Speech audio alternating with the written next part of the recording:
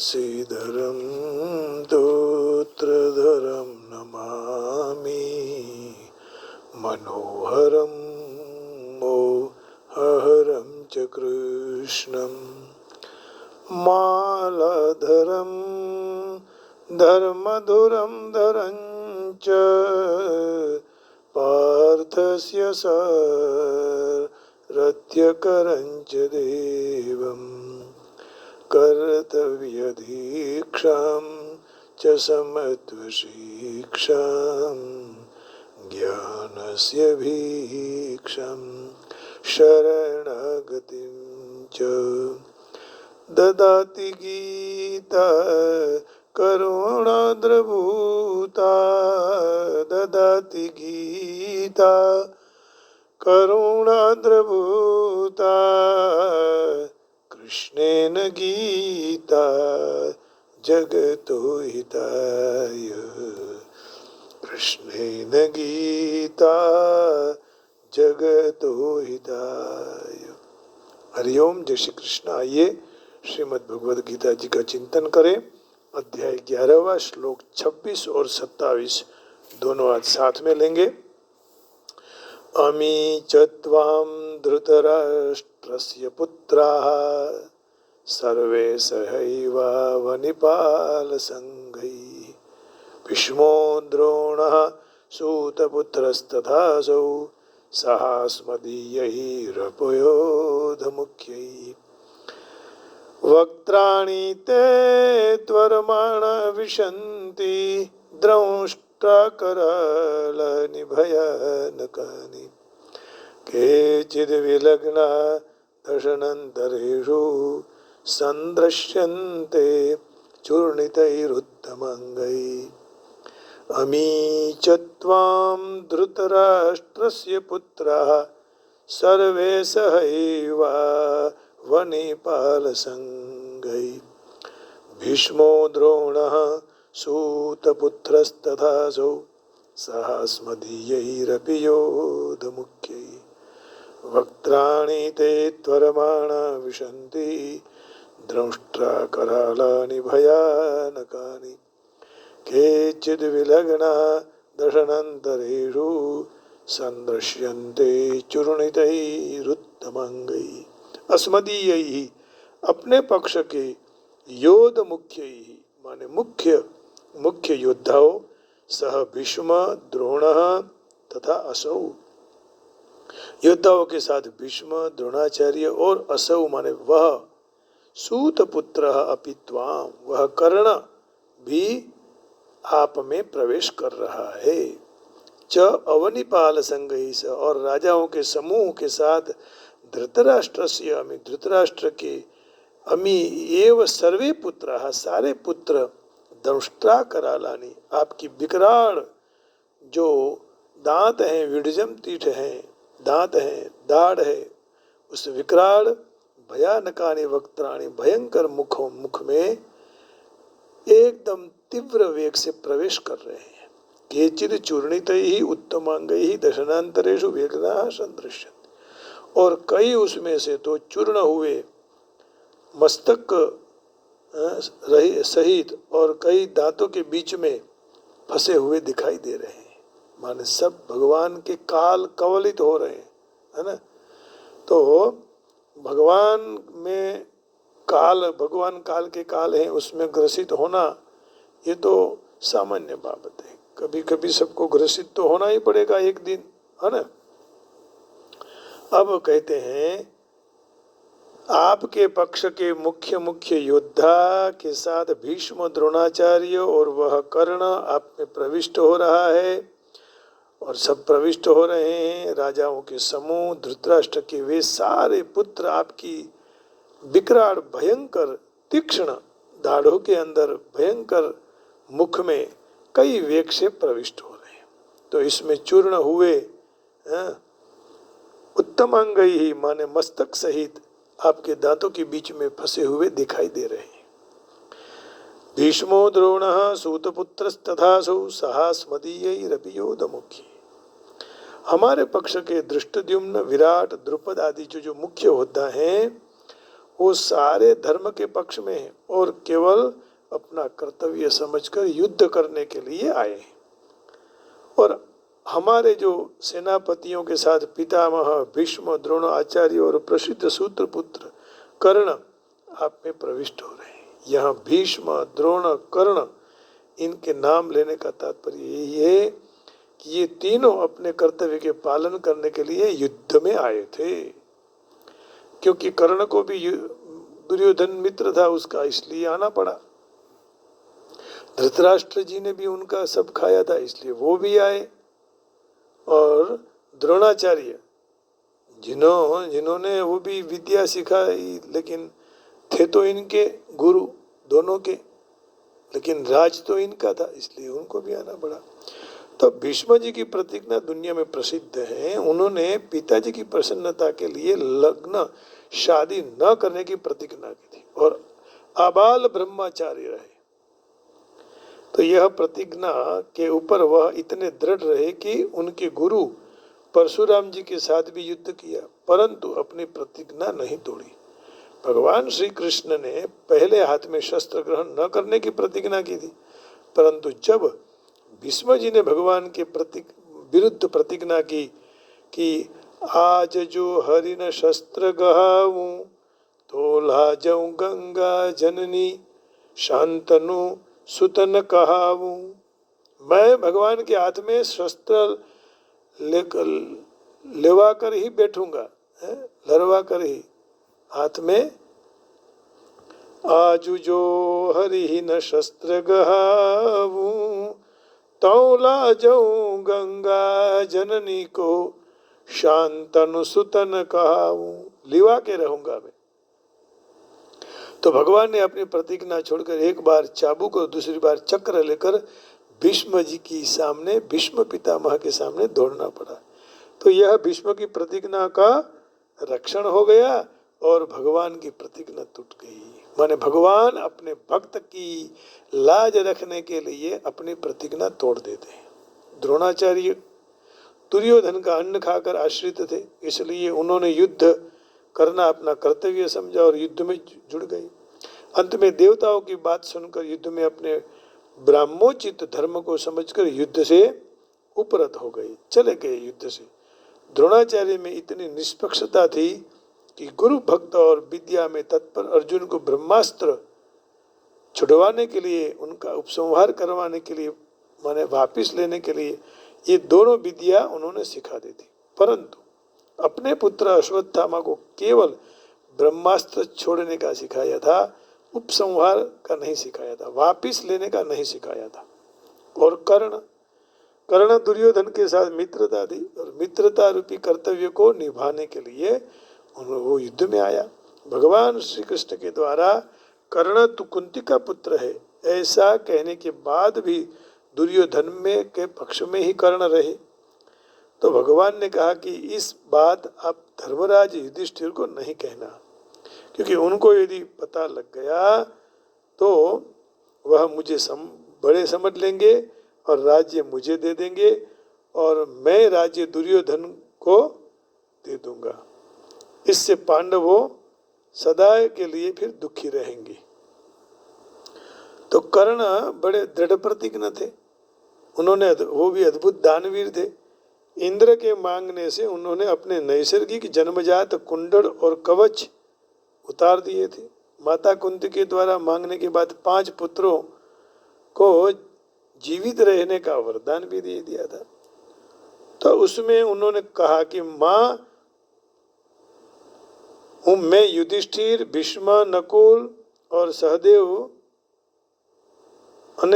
ने तो मैं उनको मारूंगा नहीं, परंतु अर्जुन के साथ युद्ध होगा। युद्ध में जो अर्जुन मुझे मार देगा तो मैं तेरे 5 पुत्र ऐसे ही रहेंगे, और यदि मैं अर्जुन को मार डालूंगा तो मेरे साथ सही मैं तो भी मेरे साथ तेरे 5 पुत्र भी रहेंगे। वाह, उस तो अर्जुन भी शायद मेरे हाथ से मर गया तो मैं और 4 बच जाएंगे, 5 पुत्र, और मैं यदि मर गया अर्जुन के हाथ से तो भी तेरे 5 पुत्र रहेंगे। तो चिंता करने की कोई, बहुत अच्छी बात की है। चिंता करने की कोई बात नहीं है। ये अर्जुन ने कहा कि माँ आप चिंता मत करो, दोनों में कोई भी रहेगा तो 5 पुत्र तो आपके रहेंगे ही, फिर क्या चिंता। अमी च त्वां धृतराष्ट्रस्य पुत्राः सर्वे सहैवा वनिपाल संगैः। दुर्योधन के पक्ष में जितने राजा लोग थे वे युद्ध में दुर्योधन का प्रिय करने की इच्छा कर रहे थे, है ना। गीता के पहले अध्याय में 23वां श्लोक है, पहला अध्याय का 23वां श्लोक। सब राजा दुर्योधन का ही अच्छा करना जानते थे। दुर्योधन महादुष्ट था, पापी था, फिर भी ये राजनीति है ना। योत्स्यमानान् वेक्षेऽहं य एतेऽत्र समागतः धार्तराष्ट्रस्य दुर्बुद्धे युद्धे प्रियचिकीर्षवः। योत्स्यमानान् वेक्षेऽहं य एतेऽत्र समागताः धार्तराष्ट्रस्य दुर्बुद्धे युद्धे प्रियचिकीर्षवः। दुर्बुद्धि दुर्योधन का युद्ध में हित इच्छने वाले जो राजा सैन्य में आए थे और युद्ध करने के लिए इतने उतावले थे, मैं उनको देख लूं, प्रिय चिकीर्षवः, ये अर्जुन ने कहा। अर्थात तो दुर्योधन ने हित की सलाह नहीं दे रहे थे वो राजा लोग। तो सब राजाओं का समूह के साथ धृतराष्ट्र के, दुर्योधन, दुशासन और आगे 100 पुत्र आपके विकराल दांतों में, दाढ़ में, विरजनते में अत्यंत भयानक आपके मुख में वो एकदम वेग से प्रवेश कर रहे थे। वक्त्राणि ते त्वरमाणा विशंति द्रंष्टा करालानि भयानक। विराट के रूप में वह चाहे भगवान में प्रवेश करे चाहे भगवान के मुख में जाए, एक ही लीला है, परंतु भावों के अनुसार उनकी गतियां अलग अलग प्रतीत हो रही है। इसलिए भगवान में जाए या मुख में जाए, जा रहे हैं लेकिन विराट रूप में ही। केचिद विलग्ना दशनांतरेषु संदृश्यन्ते चूर्णिते रुद्धमांगे। जैसे खाद्य पदार्थ में कई खाद्य पदार्थ ऐसे होते हैं कि चबाने से सीधे पेट में चले जाते हैं, परंतु कई पदार्थ ऐसे हैं जो चबाते चबाते दांत और दाढ़ के बीच में फंस जाते हैं। वाह वाह, क्या बात है, अद्भुत ले आए, है ना। कई सीधे चले जाते हैं और कई दाढ़ में रुक जाते हैं, बीच में फंस जाते हैं। तो उसी तरह आपके मुख में प्रविष्ट होने वाले कई सीधे अंदर पेट में चले गए और कई चूर्ण हुए मस्तक के साथ आपके दांत में और आपकी दाढ़ में बच्चे हैं, फंसे हुए हैं, बीच में फंस गए हैं। तो यहाँ शंका हो गई कि योद्धा लोग तो अभी युद्ध में खड़े हैं, फिर वह अर्जुन के विराट रूप में मुख में कैसे दिखाई दे रहे हैं जाते हुए। इनका समाधान यही है कि भगवान विराट रूप में अर्जुन को निकट के भविष्य की बात दिखा दे रहे हैं। वाह भाई वाह, अर्जुन को दिखा रहे हैं कि अब सब ये लोग मेरे काल कवलित हो जाएंगे, ग्रास हो जाएंगे। तो भगवान ने विराट रूप दिखाते समय अर्जुन को कहा कि मैं दूसरा कोई भी और तू दूसरा और कोई भी देखने की इच्छा रखता है तो इस मेरे इसमें देख ले। इसी अध्याय के 7वें श्लोक में भगवान ने कहा कि और भी कुछ देखना चाहते हो तो देख लो। इहैकस्थं जगत कृष्णं पश्याद्य सचराचरं मम देहे गुडाकेश यच्चान्यद् द्रष्टुमिच्छसि। हो निद्रा के जीतने वाले गुडाकेश, मेरे इस शरीर में एक ही स्थान पर चर अचर सहित संपूर्ण जगत को अभी देख लो, और उसके सिवा दूसरा यदि कोई भी देखना चाहते हो, इच्छते हो तो उसका भी दर्शन कर लो।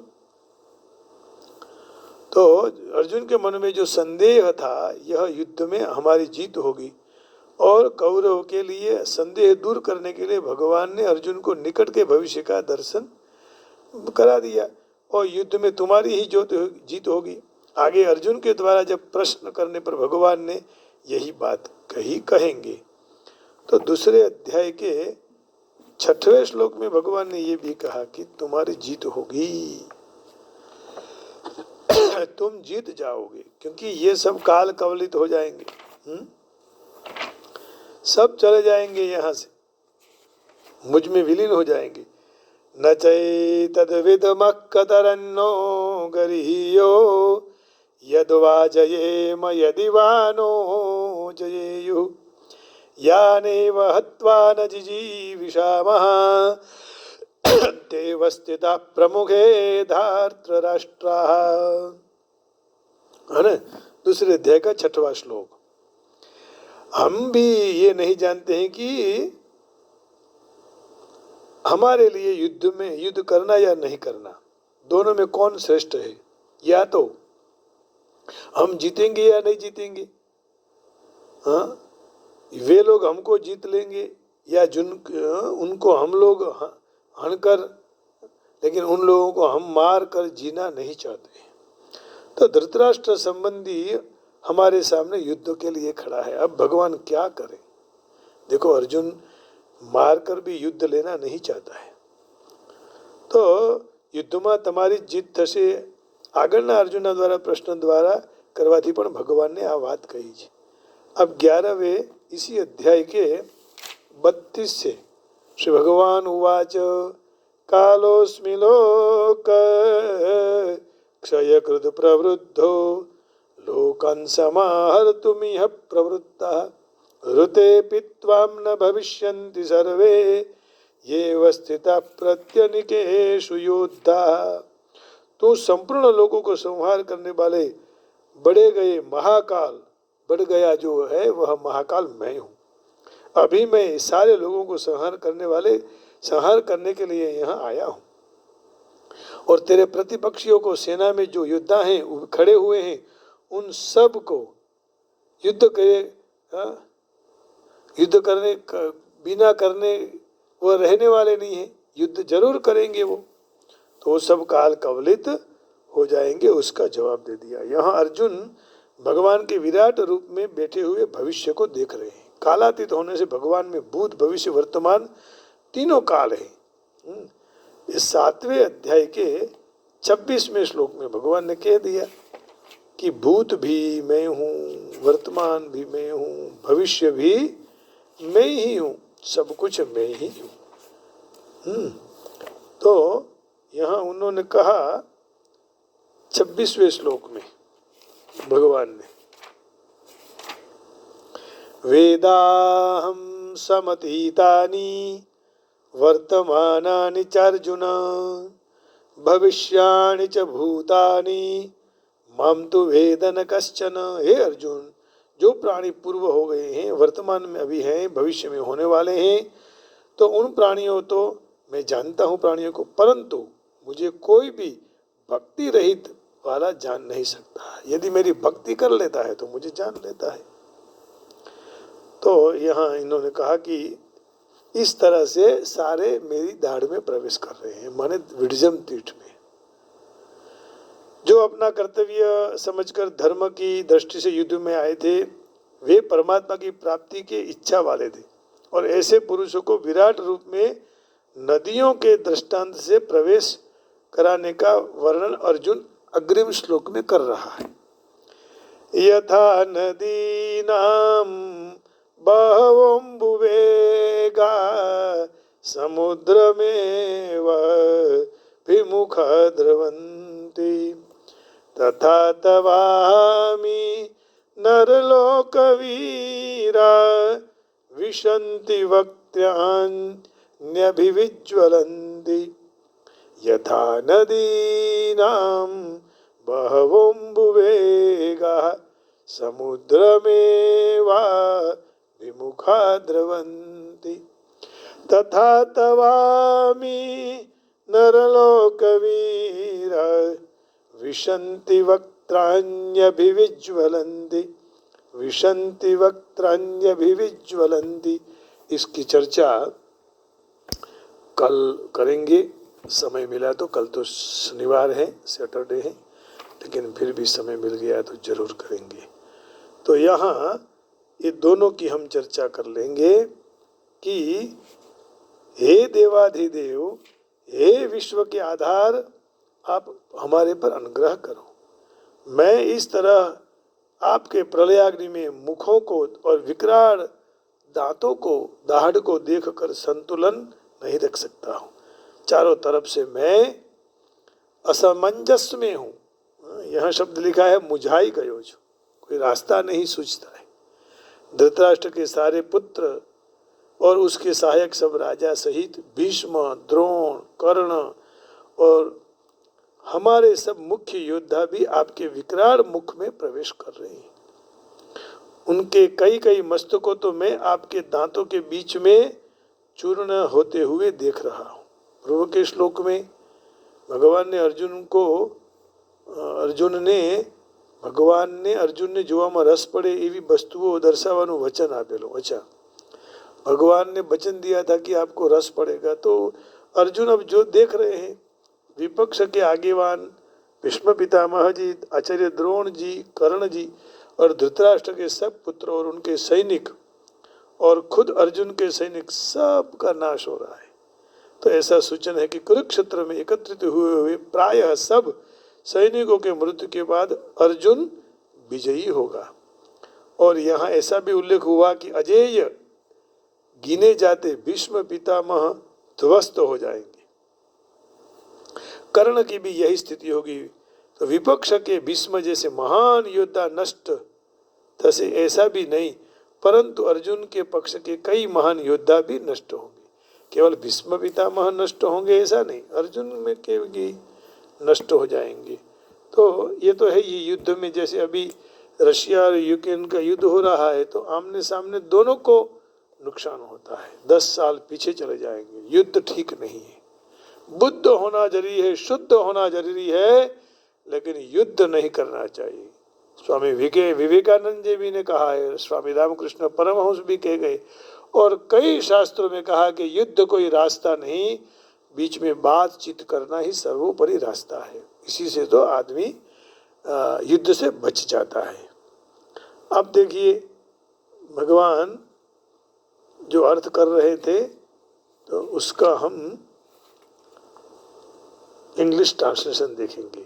सिंग your face faithful on account of their awesome teeth and blazing like the fire, the time of universal destruction.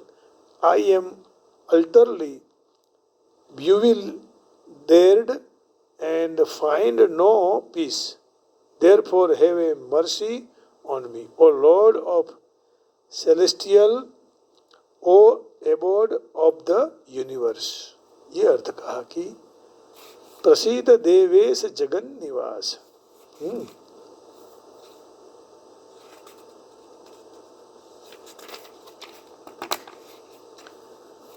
तो all those son of Dhritarashtra with hosts of kings are entering you.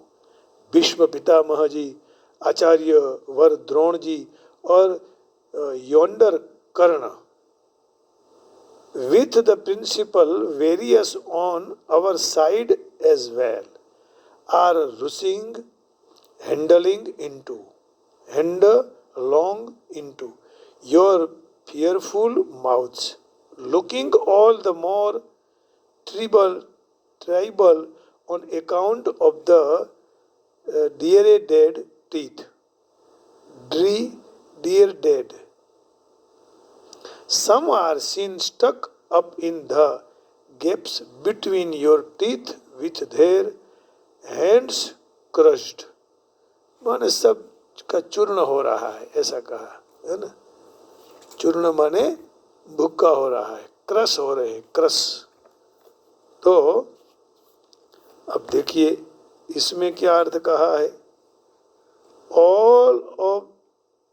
all the son of the Dhritarashtra along with their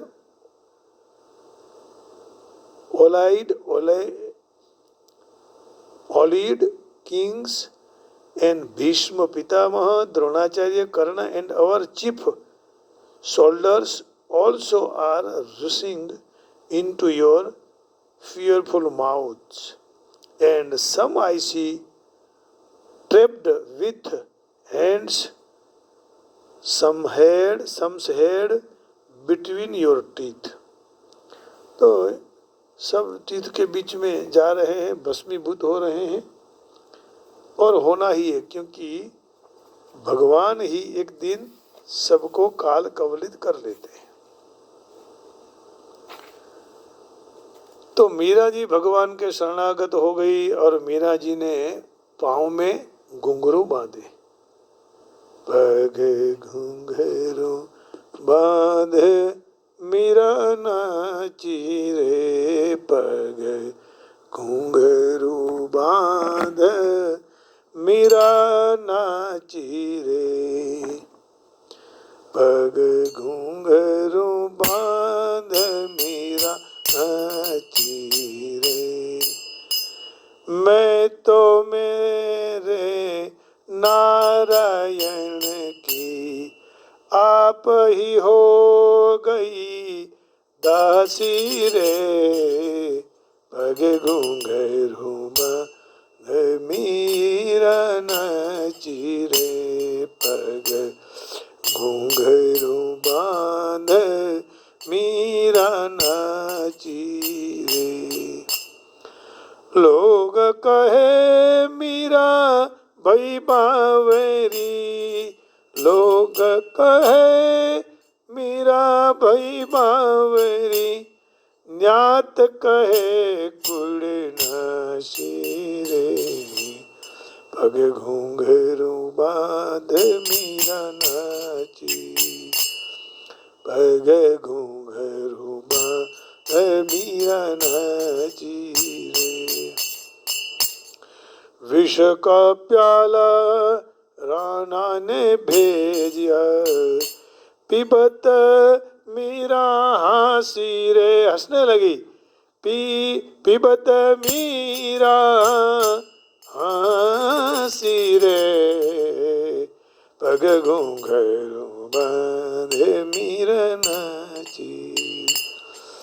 Meera कहे प्रभु गिरिधर नागरे, मीरा कहे प्रभु गिरिधर नागरे, सहज मिले अविनाशी रे, सहज मिले अविनाशी रे, सहज मिले अविनाशी रे, पग घुंघरू बांध मीरा नाची, पग घुंघरू बांध मीरा नाची, पग घुंघरू बांध मीरा नाची। मैं तो मेरे नारायण की आप ही हो गई दासी रे, पग घुंघरू बांध, पग घुंघरू बांध, पग घुंघरू बांध मीरा नाची रे, पग घुंघरू बांध मीरा नाची रे, पग घुंघरू बांध मीरा नाची रे, पग घुंघरू बांध मीरा नाची रे। जय राधा माधव, जय कुंज बिहारी, जय राधा माधव, जय कुंज बिहारी, जय गोपी जन वल्लभ, जय गिरिवर धारी, जय गोपी जन वल्लभ, जय गिरिवर धारी। मुरली मनोहर करुणा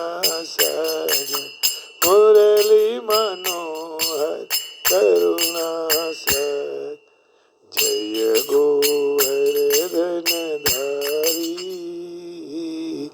जय राधा माधव, जय कुंज बिहारी। यशोदानंदन ब्रिज जन रंजन, यशोदानंदन ब्रिज जन रंजन, यमुना तीर बन जारी, जय राधा माधव, जय कुंज बिहारी, जय गोपी जन वल्लभ, जय गिरिवरधारी, जय राधा माधव, जय कुंज बिहारी, जय गोपी जन वल्लभ, जय गिरिवरधारी। हरे कृष्णा कृष्ण कृष्ण हरे हरे, हरे कृष्णा कृष्ण कृष्ण हरे हरे, हरे रामा राम राम हरे हरे, राम हरे हरे, हरे राम हरे राम, हरे राम हरे राम, राम राम हरे हरे, हरे राम राम राम हरे हरे, हरे कृष्णा कृष्ण कृष्ण हरे हरे, हरे राम राम राम हरे हरे, राम राम हरे हरे, जय राधा माधव,